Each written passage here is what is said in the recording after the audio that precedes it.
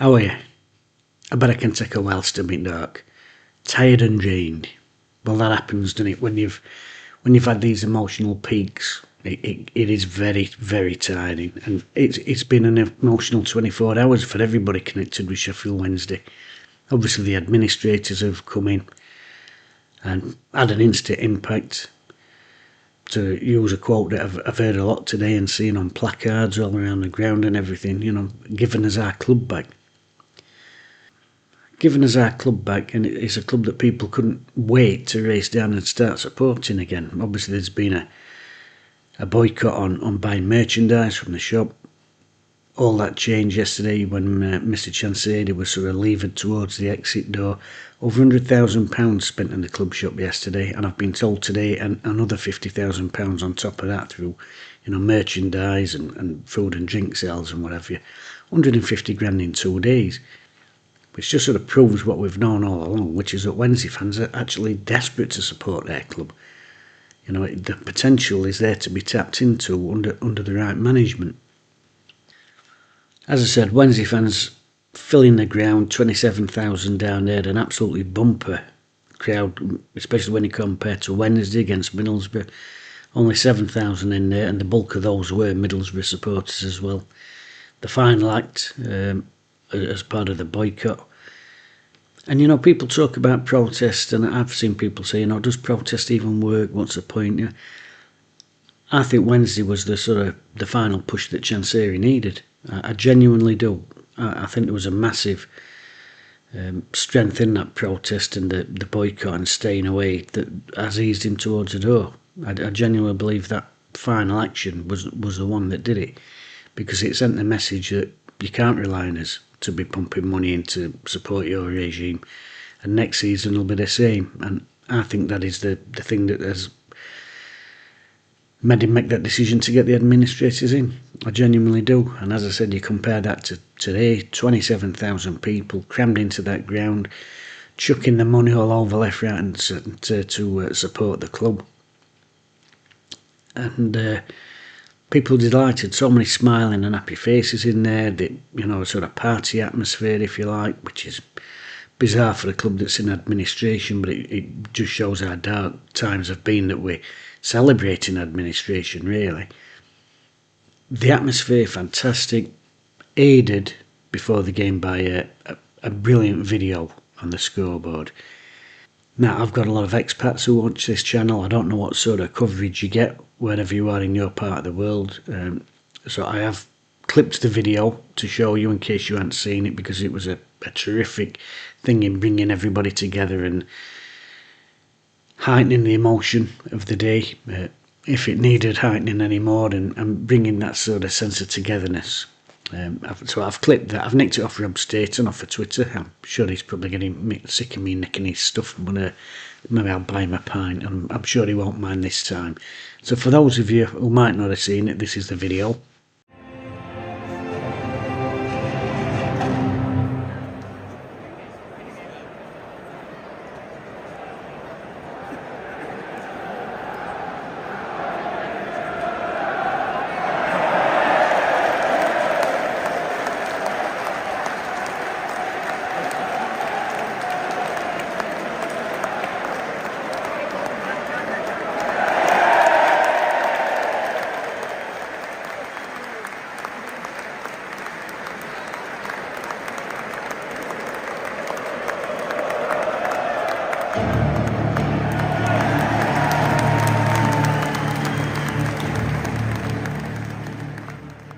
Brilliant, isn't it, that? Brilliant. A perfect blend of humour, emotion and pride, and it brings that connectivity. The other thing is, it's a little thing that goes a long way, and I've talked about this over the last 3 or 4 years. There's so many things you can do as a football club. Little wins to get big results, and that's one of them. As I said, a perfect blend of humour and pride and emotion and the connectivity that gets everybody on side straight away. It really got everybody pumped up for the game. And that's what happens when you allow people to do the job. When you bring people in who are experts at what they do, and let them go with it, that's what you can get. Because somebody's come up with that idea, somebody said, I know what I can do. This'll get fans on side, this'll make them laugh, this'll get them pumped up.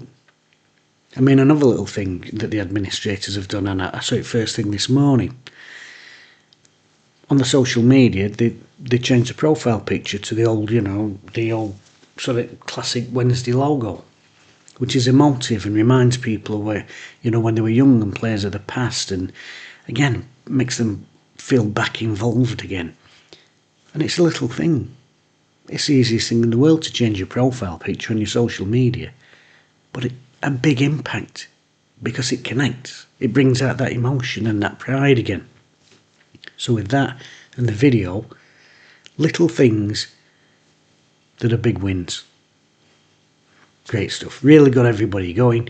There were some people crying actually, because obviously the emotion that video brings out with the sharing of the shared history that everybody's got with a club. Absolutely fantastic. And talked about game yet, because on top of all this, a big emotional day, everybody's back in there, and Gary Rowett and his lads obviously didn't get the memo. So yes, the game, after a rousing chorus and rendition of I.O. Silver Lining, the game got underway. There was one change to the Wednesday team. Bailey Cadamartri came in up front to play with Jamal Lowe, as Wednesday went with Lumley in goal. A back five of Fuzier, Palmer, Iorfa, Lowe and Amas. Midfield three, Valerie, Bannon and Ingleson, and Lowe and Cadamartri up front. Now obviously, electric atmosphere inside Hillsborough. Everybody's buoyant. There's a new sense of a new beginning. And Oxford, clearly aware of the situation, they'll be well aware of the news and the bumper crowd, and their game plan was to try and sort of suck that atmosphere out straight away. So they came out of the traps pretty quick. First, forced a few corners and long throw-ins in first 5 minutes or so, and then Wednesday sort of weathered that. Coming up to the 10-minute mark, there was a standing ovation, a round of applause, and that was for all the staff and players and everyone who's worked through the Chansiri regime, often not paid, an appreciation of their efforts. Ironically, during this appreciation of their efforts, it sort of brought a lull on the pitch, and Oxford fashioned probably the best chance of the game at that point. A pot shot fired in, and Lumley made a good low save. But it reminded me, there was a protest earlier in the year where, with the whistles, and exactly the same thing happened then. It sort of lulled everything on the pitch, and the opposition broke through and got a shot away. 11 minutes they take the lead, which does what they'd set out to do, which was suck a bit of the atmosphere out of things. Ball down the right hand side, sort of gets recycled in. Clip ball to the back post. We're daydreaming a little bit there. It's a really good header. I don't think keeper can do much about it. I mean, he's a really big lad, and it's sort of angled down at his ankles. And it's just that little bit of lack of focus and inexperience in there. And it reminded, as it went in, I was just saying to myself, switch on, focus. And it reminded me a few years ago, I was managing in amateur football, and we got a clash, a promotion clash. And I got lads in, and we're on pitch just before kick-off. And I said to them, today, we've more than got beaten of these with quality. I said, but it's going to be about up here. It's going to be about that focus. Don't switch off. And just as I said it, I looked, and my left back was staring at grass, and he went, oh, look, a dandelion. You don't see many of them at this time of year. And I thought, we're fucked. Anyway, game starts evening out a little bit after their goal. Like I said, they've had a bit of a go at Oxford first 5-10 minutes and trying to quieten crowd down, but Wednesday start working their way back into the game. Cadamartri sort of slashes a shot just wide after a ball from Ingleson. It was a difficult angle for him. He was sort of angled towards corner flag, and he was having to try and hook his foot round it. But Wednesday started growing into game then, and I thought taking a little bit of control of it. Typically, that's when we go 2-0 down, and it's so often the case that when you're having a little bit of the ball and you open the pitch up and you're trying to be a bit more sort of progressive that if you lose the ball in that situation, you're under more pressure than if you were just sat off. It starts a little bit earlier. Ball comes to Io for that edge of box. He sort of can't quite get it under control. He's looking down at his feet. Their lad nips in. Now, I've seen their lad slagged off for not testing keeper in that situation, but he'd sneaked it. I think it's really good goalkeeping. The striker hadn't perhaps got the angle he'd like or managed to arrange himself in the position he wanted to. But so many times in that situation when a striker does wriggle free into the box in a one-on-one, you see goalkeepers come airing out and either go flying in at feet and bring forward down, or they go down and player knocks ball past them. Lumley's done absolutely brilliant because he stays up all the way out. He just stays up, and he's a big unit. Stays up, and he completely narrows the angle. That striker looking up, Lumley has completely filled his eye line and his vision of the goal. Great goalkeeping. I mean, as it is, it don't matter because moments later we give away a free kick just after that, and we're 2-0 down. I mean, it's a terrific free kick. I was a bit worried when I saw who were going to take it because I've been impressed with Brannigan since we were down in 3rd Division, and I can remember doing an end of season video with my team with the 8th at 3rd Division, and he was in it. He's always impressed me. And he's not afraid to have a pot shot. We've seen that in open play. He's, typical overconfident scouser, really. And what was it? I'd say about 35 yards. And as soon as I saw it, I thought to myself, he'll fancy this him. He's got that about him. Really sweet hit, though. There's a lot of work to do to get the power on that and keep the momentum on that power. Got a little bit of swaz on it, a little bit of Roberto Carlos just to end to bring it away. And Wednesday are 2-0 down. Ox would have done the job. They're sucking a bit of life out of party atmosphere at that stage. Second half gets underway, and Wednesday get back in game. I mean, we really came out after break, as we did against Middlesbrough, and it's that difficult thing of putting two halves together, really. Bannon with a sort of little flick. Valerie's in there around the corner. A mass knocks ball across. I think it's Big Dom trying to get on it, and it comes wiggling out to sort of edge of box, and Fusee's in there, absolutely slams it home. First goal in senior football. And to see the joy in his face, that's the one thing I do love. When you see young kids like that, reminded me of Urigide over here when he came in for debut, and there was that wonderful interview after the game, and you can see that excitement. So Wednesday back in the game, and I would say dominating from then on without actually sort of being able to make it count, which has been a problem for us this season. And I've talked about it week after week. There's a lot of good play, but it's that final ball, that last little bit of connectivity at top end of pitch where the option might not be right. We might not pick out the right cross. There were a couple of times we flashed it across when the cutback were on. A couple of times we tried the cutback when there were actually people gambling on back stick for a deeper cross.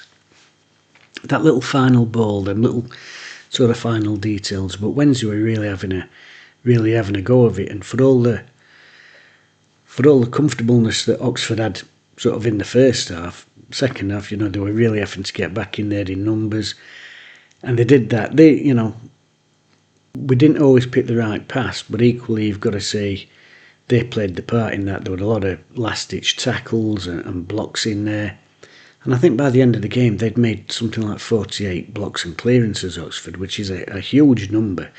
And it sort of shows you the way the game was the second half. Wednesday were really piling the pressure on, but couldn't quite get over the line in terms of probably a clear-cut goal-scoring opportunity. There was a chance when Ingleson got clipped in. Was it a shot? Was it a cross? I think it was a shot. I think he's tried to lace it and just got a little bit too much instep on it. Cadamartri sliding in at back stick, can't quite get that sort of Gary Lineker toe end on it. But Wednesday were turning the screw, and that in turn gets the supporters going, doesn't it? When it's wave after wave like that. Brannigan went off for them, which were pleasing to see, because he's a threat. He took a bit of a whacking first half. I think it was Jamal Lowe trying to clear the ball, and he just sort of caught him above hip, and I think it was that playing up with him a little bit. So he went off. Will Volks come on. Really warm reception for Will Volks, which I'm pleased about. You know, sometimes players get a bit of stick when they go back to their old club, and I'm pleased Volks got a good reception, because never give anything less than 100% for Wednesday. And certainly the season that we stayed up the year before last, I thought he was absolutely key to that. And as much as I like Danny Rull, I thought he overlooked him a little bit at the beginning of the season. And I thought one of the main reasons why we turned the corner was his reintroduction into the team. So I was really pleased to see Will Volks get a good reception from Wednesday faithful. Though from sort of, 55 minutes to maybe 70 minutes, Wednesday were really chucking kitchen sink at them, and we just couldn't get a break. You know, there were times when the ball would bobble around in box with a little bit of spin on it, and then it'd spin off towards one of their lads instead of one of our lads, and it's, that's where luck does play a little part in football. You can have all playing world, but every now and again you do need a kind bounce at ball, and I didn't think we particularly had that today. And as I said, they were defended in numbers in that second half. There was one attack down the left hand side. Younger Mass, who's, I know I say this every week, he's got such terrific feet for a fullback. He sold a dummy and come driving inside, and then flicked the ball out to Max Lowe. He crossed it on the sort of overlap. 8 men. They got 8 men in their box, and although they didn't get any sort of clean clearance on it, what it did mean is there were enough of them in there that by the time they'd finished slashing, one of them actually did manage to hook it away. And I talked about this with Middlesbrough as well. Defending in numbers and attacking in numbers, and you've got to give Oxford credit, they did that today as well. As Wednesday were piling on, Oxford were a threat on the break. That's always the problem in it now, because we've got to this stage where we've got the 3 centre backs, and Palmer, Iofa and Lowe, they're also taking it in turns and bombing on in there and pushing up into midfield. We've got both the wing backs pushed really out the pitch, and they had a couple of breaks. There was I think they call him Plachetta, which reminds me of childbirth. He broke down right hand side, crossing to box. He got a lad coming in on back stick who should bury it. I think, was he called Brown? He should have buried it. That should have been just 3-1 and game over from their point of view. And they had another couple of breaks like that. As I said, Wednesday desperate to get back in game, desperate to get a point. The fans were really on side and urging them on, which, daft as it sounds, sometimes can again make people lose their focus a little bit. Sometimes, there were a lot of bodies piling forward and leaving these big gaps at the back. But I think that's also because the Wednesday players wanted to put on a performance for the supporters today, and they wanted to get back in game. And obviously we need the points and everything else, but I think they wanted to score goals for support today. And like I said, I think it left us exposed a time or two. But when you're chasing a game, that's always the case, isn't it? In the end, we sort of run out of time. There was a chance at the end. Lowe sort of smashed it, and keeper ended up being in the right place. There was I think it was Valerie. There was a corner from left-hand side, got recycled out and drilled back in, and Valerie's tried to guide it. There's sort of 3 men on line. He's tried to guide it past them, and keeper still stood on front stick from initial corner. He'd been sort of rooted to the spot, and he just sort of hit him. And then at end, Amas got a header on target, did right thing, put it away from the keeper, but couldn't quite get enough on it. And we just sort of ran out of time. I think players looked disappointed. They were out on their feet. They were on their haunches. Some of them were collapsed because the efforts that they've put in. But we couldn't quite get over that line, which is what we said against Middlesbrough, and it's that thing of trying to put 2 halves together. We've put 2 brilliant second 45s in last 3 days. Got to be trying to do that in the first half as well. But it's tricky because of the squad depth, and we all know that. And we're not going to, the administrators come in, everybody's on a high. There is that sensation we've got our club back, but equally, because that's happened, because, because staff are going to be getting paid, because there's bigger attendances, don't mean we're suddenly going to become Barcelona overnight, do you know what I mean? We've still got the squad that we've got. But overall, I think it's been a very positive weekend. I think the game itself was actually positive. Wednesday had loads at ball. It's backed up by the stats, 48 clearances Oxford made today, which shows you how much of it we had in and around their 18-yard box. Couldn't quite make it count, but overall a decent performance with the squad that we've got. And I can't fault the effort of the lads. I'm really pleased what I'm seeing from them this season.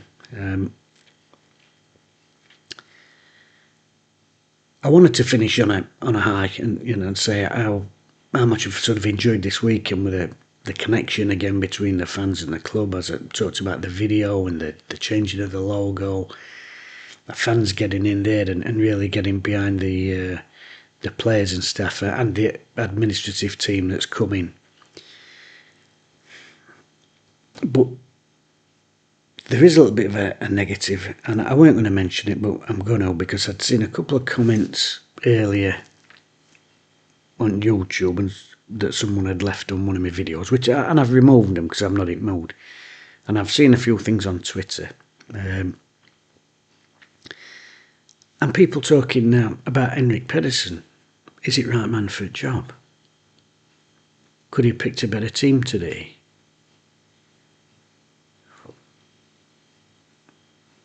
I mean, what absolute nonsense. And it is nonsense as well.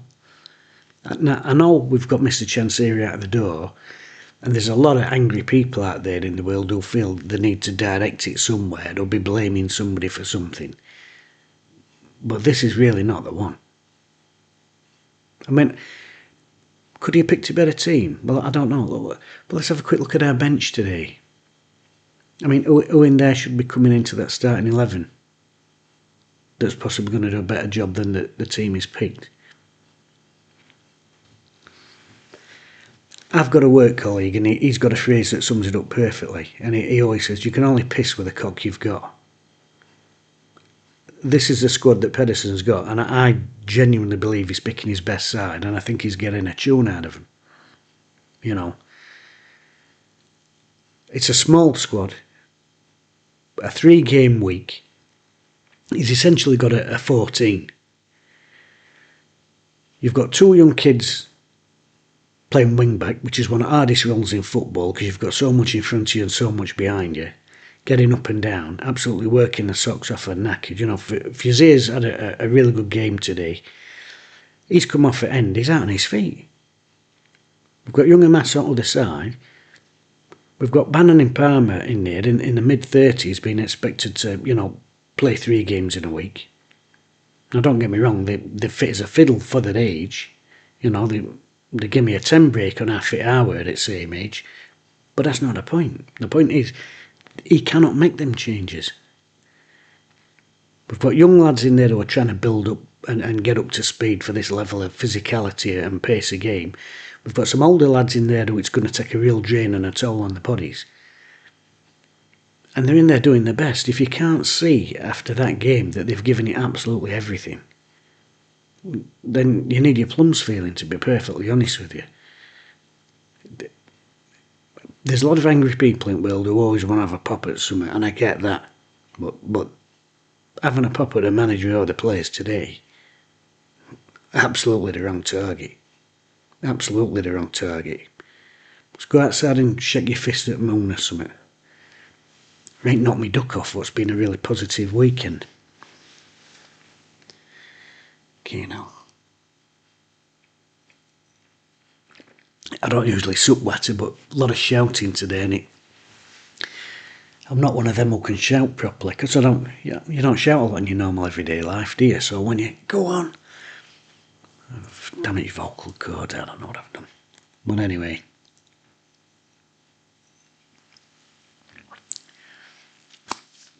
another defeat, but another pleasing performance as far as I'm concerned. They've made the effort, the lads. You couldn't ask any more of him in terms of effort, commitment. You couldn't really ask any more of him in terms of getting ball in opposition box and giving it a go. As I said, 48 clearances from Oxford. I think we've had 17 shots today. You just need one of them to go in. Sometimes you can work as hard as you like. Sometimes you need a little bit of luck. And the last 2 games, I think that's what we've been missing, maybe. But anyway, I think it's a positive. It's been a positive week. We've got people in the club who are now looking after the players, looking after the staff, trying to move us forward in the right direction. Apparently there was loads of people in there today, potential investors looking at the club. I think we've put on a great show for anybody who was there. Anyone who's sat in that director's box and looking at that today and around that stadium, you know, with the atmosphere. I mean, electric. You know, anyone coming in and wanting to get involved in football and seeing that will be thinking, Jesus, yeah, look at this, look at the potential. So, overall, this week, I think it's been a fantastic week. Fantastic. I might cut that negative bit out, but it really knocked me duck off, you know.